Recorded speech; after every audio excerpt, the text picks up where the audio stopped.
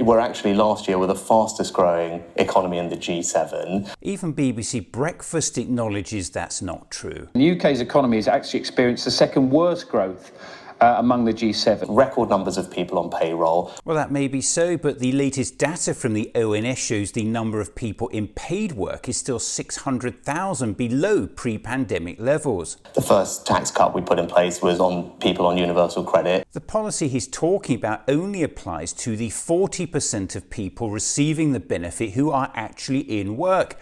It won't make a blind bit of difference to the remaining 60%. That's 5.3 million claimants who aren't in work. Now this shows, it's from the IFS, and it shows the UK tax changes under different chancellors.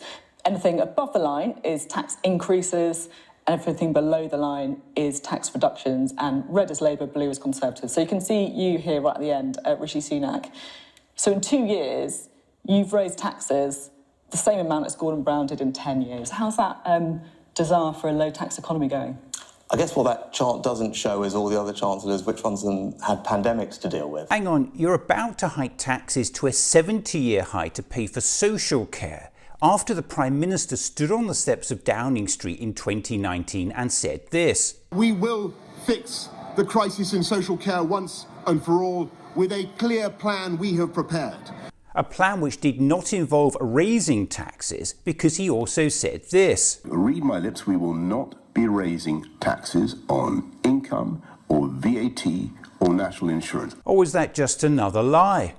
And initially the new taxes will go to pay for the NHS after the Prime Minister promised if we voted to leave the European Union we could take back control of huge sums of money, £350 million a week, and spend it on our priorities such as the NHS. The bottom line is next month you're hitting working families with a £12 billion hike in national insurance to pay for something the Prime Minister said would be paid for with a Brexit dividend. Millions are about to be hit with crippling rises in energy bills. Food prices are soaring. In January, 1 million adults in the UK went an entire day without food. We're looking at a real terms cut to wages, welfare and pensions, and all that comes on top of a decade of wage stagnation and soaring poverty under successive Conservative governments.